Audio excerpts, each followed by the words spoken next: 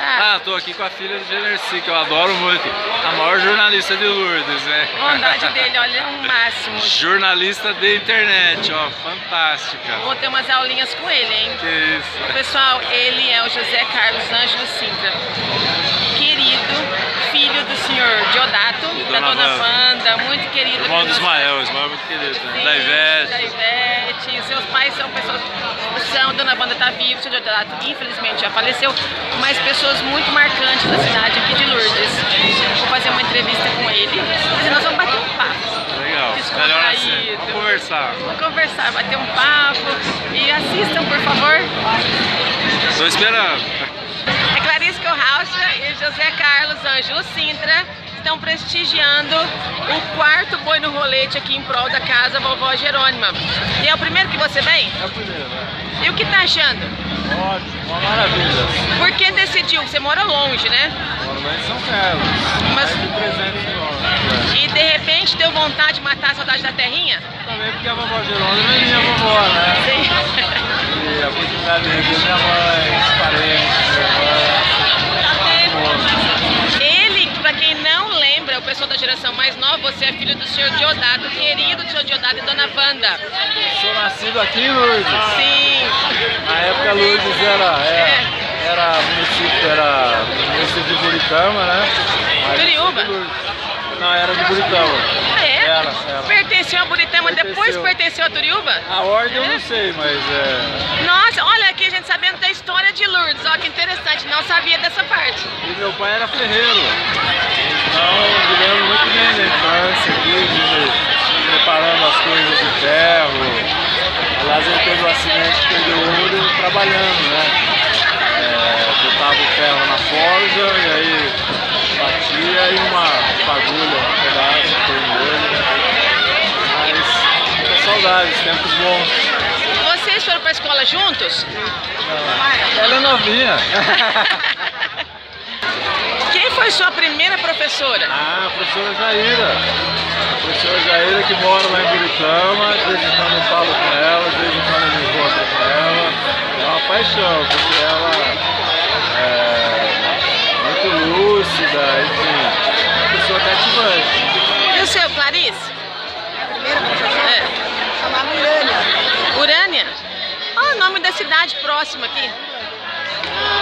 Helena sobrenome. Tá viva? Sabe?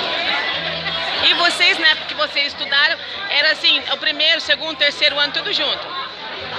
Não, já era separado já. Na minha sala com a professora Jair era só primeiro, era alfabetização.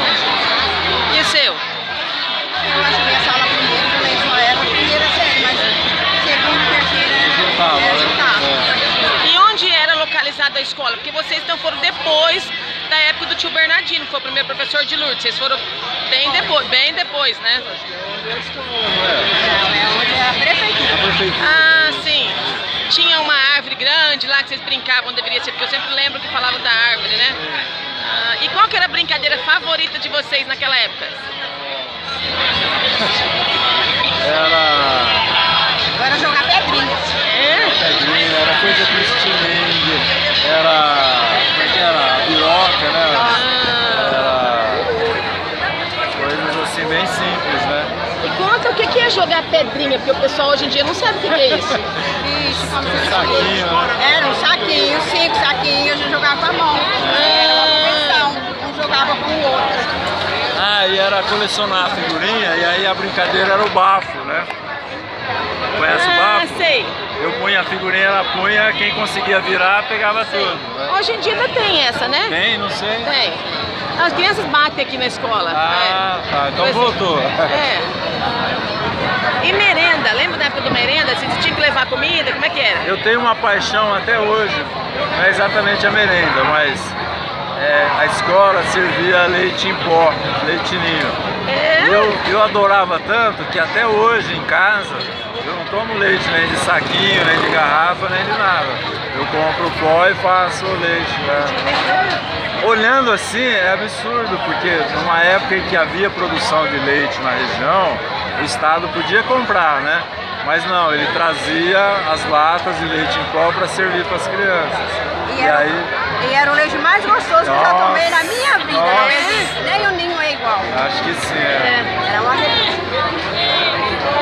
estava na escola ainda, mas eu ia com meu irmão para ver se eu pegava um pouquinho do leite. E quando você morava no sítio, né? Quando você ia para a escola, você ia o quê? A pé? Não, eu morava aqui com meu pai. Quando ele teve o acidente, ele foi para Birigui. E eu estava em aula, eu fui morar com a avó Jerônima. Eu sou um dos poucos netos que chegou a morar com ela, né? Então eu morei com ela até alguns meses, né? Até depois de meu pai se recuperou, ele mudou para Buritama, comprou uma livraria lá e aí a gente foi para Buritama. Mas esse período que eu morei lá com ela, eu via a pé na escola, voltava a pé. E ela morava onde era os... Onde tem o centro espírita e onde tem a casa que hoje é nossa, né? Que era do meu avô. E depois, quando foi dividido ali a área total, ficou com a minha tia Rosa. Tia Rosa, que é a avó da Gisele, né? Prefeita. E depois nós compramos a tia Rosa. Aí meus pais, que na época estavam em São Paulo, voltaram para cá para morar lá. E o que você lembra da sua vovó Jerônima? Ah, ela era muito interessante, porque era muito cuidadosa com a gente, né? Eu gostava de trazer manga para a escola, para dar para os amigos, e ela tinha muito cuidado que eu subia no pé para pegar a manga. E ela tinha uma frase que eu uso até hoje, porque eu passei a trabalhar com oratória, ensinar pessoas a fazerem palestra e tudo. Então a questão do tom de voz, da entonação, aí eu lembro da frase dela, que o café dela era muito fraco, era uma água, era um chafé, né? E aí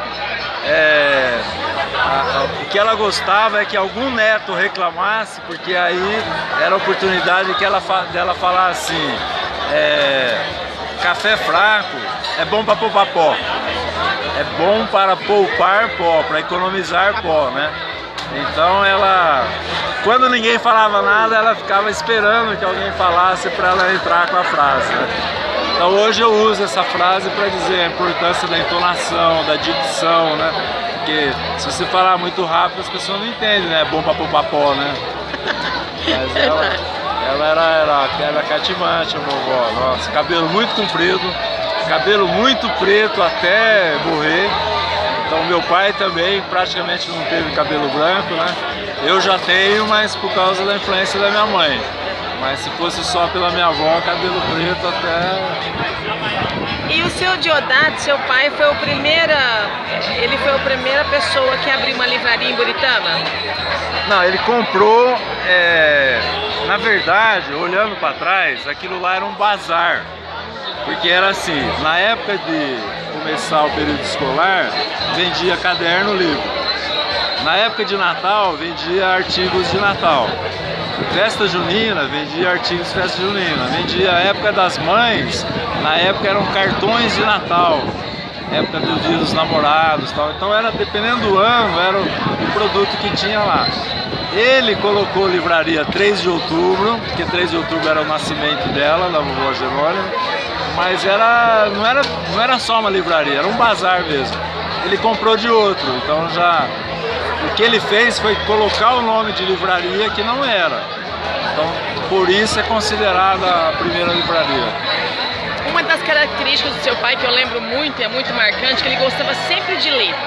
Ele sempre recebia a gente com muito carinho e ele sempre falava assim, se a gente não tem o que falar de bom da pessoa, se você não fale nada. O Jorge, ele lembra disso e toda vez que nós conversamos sobre o seu Diodato, ele fala isso, que às vezes estava num lugar, alguém falava alguma coisa e se ele não tinha nada de bom para falar, ele simplesmente ficava quieto, mas a gente tinha que aprender como ser humano e respeito ao próximo, a nunca falar nada de mal dos outros, porque a gente tem defeito, como todo mundo tem.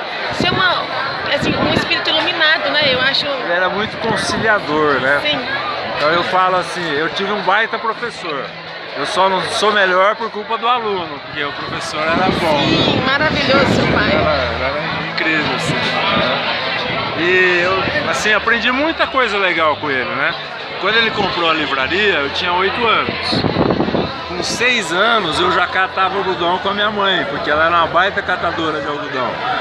Aí com 8, meu pai comprou a livraria, eu eu ajudava no balcão, estudava um período e no outro período eu ficava com ele no balcão da livraria. E eu era criança, o que eu sabia? Na hora de fazer as compras, ele me consultava. O que você acha de comprar mais isso, menos aquilo? Aí eu olho para trás e falo, nossa, mas ele foi de uma democracia comigo, para eu aprender a decidir, para eu, né? Assim, coisas que, pra época, os pais só mandavam, né? Os pais não tinham essa abertura de o que você acha no negócio dele. Eu fico olhando assim e falo, nossa, ia visitar doentes, todo mundo que casava, ele dava um evangelho, dedicava, né? Sim. Era iluminado. Ele não ficava teorizando as coisas, ele era prático, ele fazia, você via, né?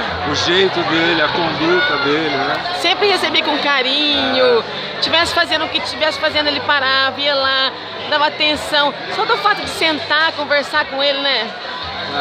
Sobrinhos, né? Porque a família é muito grande, ele é o último de 11. E os irmãos anteriores tiveram muitos filhos, né? Então eu tenho uma quantidade de primos assim absurda.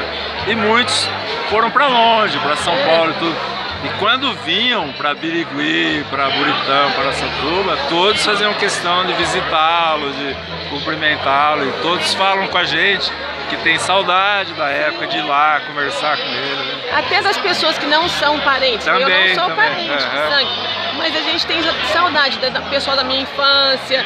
É diferenciado, o tratamento dele foi. Sua mãe também contribuiu muito. Não tem dúvida. Sempre calma, atendia ele, tudo que ele queria. Mas ele tinha um jeito especial de conversar, né? E ele era um grande contador de história, né? Esses dias eu vi minha netinha contando uma história, acho que puxou o avô, né? No caso, o bisavô, né?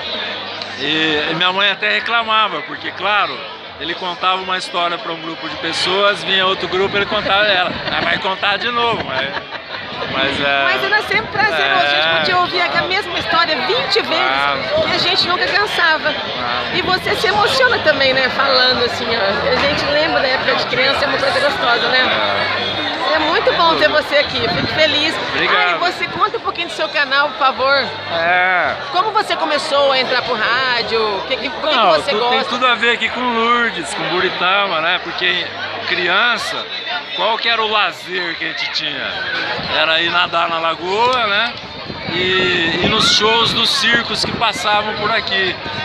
Então, nos circos eu conhecia as famosas duplas caipiras da época. Obrigado. Então essa paixão pela sertaneja raiz começou aqui. Aí eu fui estudar, fiz faculdade, outros interesses, mas aquilo lá continuou, né? Vivo, lá meio escondido, mas vivo. E aí, ao próximo de aposentar, eu me interessei em fazer o curso de radialista, por conta de trabalhar com oratória, não exatamente para ter programa de rádio. Mas as coisas aconteceram em que eu tive um programa de rádio de sertanejo raiz. E aí veio o convite da TV, aí um programa de sertanejo raiz na TV em São Carlos. E aí eu fazia assim aquilo com tanto carinho, colocava no ar e acabava, né? Aí eu ficava imaginando assim, mas ninguém mais vai ver isso? Já sei, vou pôr no YouTube, quem quiser tá lá. Mas assim, sem nenhuma proteção, eu não me considerava youtuber. Eu considerava alguém que colocava um vídeo num canal do YouTube, né? E aí os acessos começaram a aumentar, eu falei, nossa, mas que coisa maravilhosa, né? E aí agora na quinta-feira, dia 12 de setembro, atingiu 100 mil. Que é uma marca tão fantástica que o YouTube dá uma placa para quem chega a 100 mil, né? Então agora estou esperando chegar a minha placa. Fala aí pra gente, o pessoal de Lourdes que não conhece seu canal, se alguém não conhece, como que eles fazem para ser? O canal chama Sertaneja Raiz. Então você entra no YouTube, tem lá o lugar de fazer a pesquisa, você escreve Sertaneja Raiz, só que aí que você tem que filtrar, porque Sertaneja Raiz é um nome comum. Aí tem o símbolo do filtro, e aí você tem que escolher no filtro, normalmente está escrito todos. Aí você filtra para canal, então você quer o canal que chama Sertaneja Raiz. Aí é o primeiro resultado, é um símbolo redondo, amarelo, escrito Sertanejo Raiz. Aí você entra no canal, tem lá uns 100 vídeos. Tem lá programas inteiros de 30 minutos de Liu e Léo, Tonico Tinoco, João Carreiro, Pardinho, Vieira e Vieirinha, todos os grandes astros que nós já tivemos e duplas novas também que passam por São Carlos. Eu tenho a oportunidade de gravar com eles. E as coisas acontecem, mas aqui sem planejamento, acontece. Eu fiz um programa, Valdery e Misael, gostava muito dessa dupla. Hoje ela é bem esquecida, mas ela teve grandes sucessos, como Olho de Vidro e tal. Aí eu fiz Valdery e Misael. Esse vídeo hoje, Valdery e Misael, tá com 250 mil acessos. E aí no começo do ano, esse vídeo trouxe de volta Valdery e Misael. Aí os amigos de antigamente deles, da dupla, o Valdery ainda é vivo, o Misael já faleceu, resolveram fazer um tributo a Valdery e Misael. E me convidaram para receber um troféu pelo que eu fiz pela dupla. Olha só. Que bonito. Incrível. Deixa você com certeza emocionado, deixa você muito feliz. Uma coisa que você nem esperava, Não né? esperava, que você faz o programa para passar na TV, com o maior carinho e tudo, mas passou na TV, pôs no YouTube, né? Missão cumprida, vamos fazer outro, né? E aí as coisas acontecem. E você já morou fora do país também? Eu morei na França. Lembra que seu pai falava? Muito. Ele era vivo ainda, nossa. Ele só me fez uma encomenda, eu consegui. Porque eu não morei em Paris, eu morei em Nantes, que é a quinta, sexta cidade francesa, né?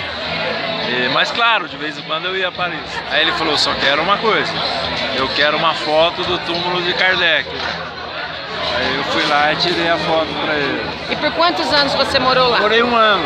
Eu tinha terminado o doutorado na USP, né? Já era professor. Aí quem está na carreira universitária da universidade pública, você deve fazer o que se chama pós-doutorado. É um estágio, 6 meses, de um ano, né? Após o título de doutor. Aí eu escolhi a França e fui pra lá. Mas isso sabe quantos anos já tá fazendo? 30. Eu lembro quando seu pai falava, a gente sempre perguntava, meu pai também falava. Foi de 88 a 89. Era muito distante. Não tinha internet, época, mas não tinha. Telefone, era raríssimo as pessoas que tinham telefone aqui fixo em Lourdes. Isso. Era por carta que vocês correspondiam, eu mandava né? muito cartão postal pra eles. Sim, ele falava, mostrava cartão. Parecia que nunca você ia aparecer, né? Porque um ano demorava pra passar. Que bom que... Foi maravilhoso. Já tinha 2 filhos, né? Hoje tenho 3, né? A caçula já tem 29, né? Mas ela nasceu logo que a gente voltou. Na verdade, ela engravidou lá, né? Ela veio pra nascer aqui. Ela reclama até hoje que escolheu nascer lá e a gente enganou ela. E por ela ter sido concebida lá, a gente escolheu o nome Amélie, né? Que é o Amélia em francês, que é o nome da esposa do Kardec, Amélie Gabrielle Boudin, né? Quando você foi para a França, você sabia já falar francês? Não, eu achava que eu sabia porque eu tive aula há 2 anos com uma professora, né, aula particular. Mas claro que a hora que você chega no lugar é tudo diferente, tudo, né? Imagina alguém aprendendo português nos livros e chega aqui, a comunicação, a linguagem oral é outra, né? Mas assim, com cerca de 1 mês eu já estava me virando bem já. E como que você comunicou? Teve uma outra língua que te ajudou? Sim, bastante. Eu já falava o Esperanto, né? O Esperanto é uma língua criada por um polonês, um médico polonês, com o objetivo de ser a segunda língua de todo mundo, para você com o estrangeiro se comunicar através dela. Então eu falava o Esperanto, falo até hoje, e o Esperanto, entre várias outras coisas, ele tem uma rede de apoio para quem está viajando, para turista, Então eu localizei o endereço de um esperantista na cidade que eu ia ficar, em Nantes, e aí eu fiquei hospedado na casa dele, ele me buscou no aeroporto, tudo, em Paris, me deram todo o apoio, Eu aluguei apartamento porque a família ia 30, 40 dias depois, né? Fiquei lá com eles, aluguei apartamento. Os esperantistas mobiliaram para mim, tudo coisa usada, né? Fogão, geladeira, cama. Eu comprei quase nada pra... Então foi um apoio assim. E agora, assim, maior que o apoio, digamos, financeiro, né? Você gastar pouco, ter onde ficar, o apartamento, tudo. A sensação de ter o apoio, assim, amigo, de eu, brasileiro, estar num país estrangeiro, numa época bem mais difícil sem internet, em que se eu abrisse a boca, eu tinha 10 pessoas para me socorrer na hora, né? Eu tinha os telefones dessas pessoas, a comunidade do Esperanto de Nantes, né? Então, assim, dá uma retaguarda pra gente, tem um valor, assim, incrível, né? E você aprendeu Esperanto porque seu pai, seu Jodato, sempre falava que era necessário aprender? Sim, ele sempre falava do Esperanto, né? E aí, lá em São Carlos, na faculdade, apareceu um alagoano para fazer pós-graduação, e ele começou a dar aula de Esperanto. Aí eu entrei na aula dele, aprendi, e aí quando surgiu a viagem para a França, me foi muito útil, muito útil. Feliz em falar com você. Obrigadão, falar com você adorei. sempre traz recordações do seu pai. Eu admiro muito o trabalho que você faz na internet, no Olho Sempre, Obrigada. as coisas Agradeço. bacanas que você mostra aqui de Lourdes. Obrigada. Tá? Parabéns. Dá saudade assim da terrinha. Tá. Vontade de mostrar pro povo. Eu já senti muita saudade daqui e dá vontade de mostrar pro povo que tá fora. Porque às vezes a gente quer ver pelo menos a rua, né? Pra matar aquela saudade. Não, muito então, por bacana. Isso, eu gosto de fazer. Maravilhoso o trabalho. Agradeço, que você faz. parabéns. Pra você também. Valeu. E quando beijo. aparecer em Lourdes, apareça. Legal. E um beijo falar pra oi. todo mundo que tá vendo aí. Saudade de todo mundo. Um abraço.